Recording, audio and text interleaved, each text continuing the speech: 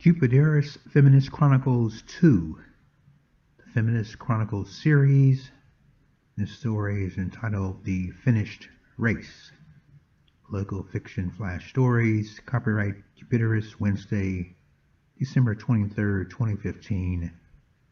968 words. Description. Ava, former high school track sprinter, is pulled into a contest with Eaton, and the winner has to reject or accept feminism. Just off a college campus, on the street, near the college racetrack. On the back of Ava Marcody's light pink shirt read the words, "Feminists Forever, Down with the Patriarchy." Her tight black shorts, white little socks, and pink shoes flashed a fashion statement, "Treat me like a high-maintenance woman I am." The man running around Ava circled her 6 times.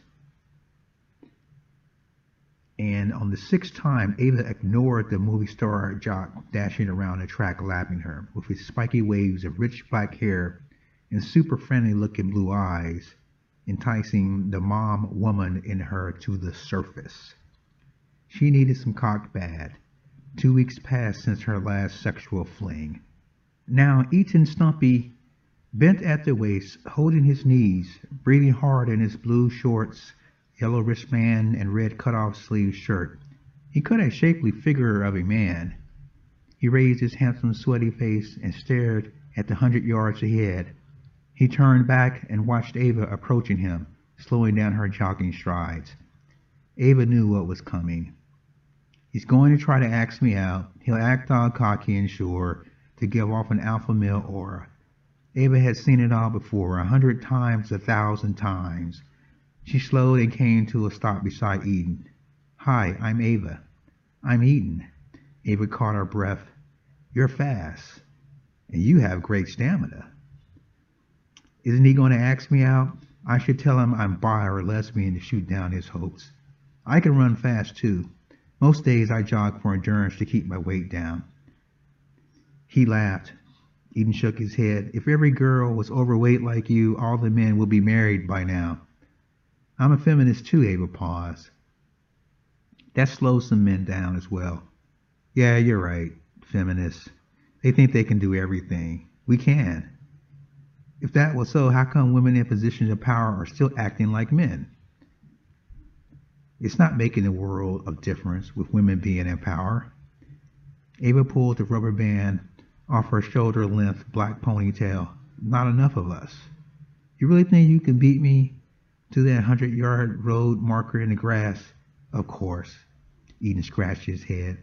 "I wanted to date you, but now it seems I must put myself in the friend zone for competition's sake." "We don't have to race," Ava said after smiling. "I'm afraid we do. It's the principle of the thing. You can't beat me. I'm a man." "I can." Eaton moved 3 feet from Ava toward the inside lane of the track. "First one to that orange and white horizontal road sign wins." And he paused. "The loser has to apologize, and if it is you, you have to admit feminism is bad for women and men.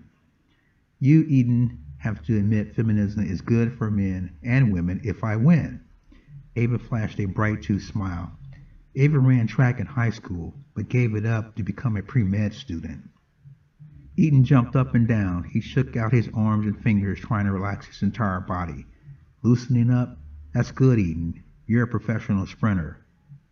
You're coming to your senses. I wanted to date you, but let's postpone that," he said, bending down on his knees, placing his 2 hands on the yellow start line.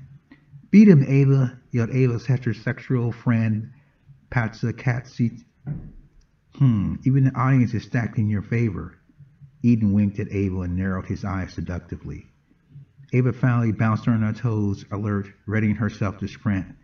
Suddenly, Eaton stopped and stood up. "You're so freaking attractive." His voice almost sang to her, standing so close, their eyes locked. Ava felt the pull of love or lust or some inexplicable tension. "I'm really a shiverish kind of guy. Let me tie your pink shoelaces that came loose." Eaton bent down. Ava blushed and looked up to Patsa, her friend. Patsa glared, sending back a baffled look. Ava shrugged her shoulders and grinned. Eaton stood up. He looked at her for a long time, for 3 seconds that lasted an eternity to both of them. He returned his three feet from her and got on his hands and knees. When I say 3, you can count if you want. So deductive and easy to listen to him, Ava thought. She loved to hear his voice. No, you count, Eaton. Eaton started counting. 1, 2, 3. Both started running. Pastor shouted, "Get him, Ava!" Ava crashed flat on her face after just 2 steps. Eaton dashed fluidly and effortlessly, his head held high, his dark spiky hair dancing like bent fire in the wind, and he crossed the finish line first. Ava laughed. "Damn sneaky idiot, tied my shoestrings together."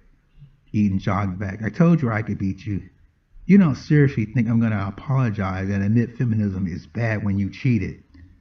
"Ava, if I had lost to you, I'd admit feminism is good for men and women. Unfortunately, I won." "You cheated," Ava said, standing up after she untied her shoestrings and retied them properly on each shoe. First rule of any contest is never trust the competition. A win is a win, so how about it, Ava? One lie deserves another, Ava said, staring him in his eyes as she turned and walked off the track toward her friend. Eaton yelled, "Men have been in competition for a longer time. I suggest you read up on Sun Tzu or the Hakuri or other martial arts, or patriarchy will always win." Ava turned back and shouted, "You're friend-zoned, Eaton. Another woman will get me out. You can bet on that." "Not all friend zones look alike, Eaton. Some just come with a jailer, a woman attendant." The end.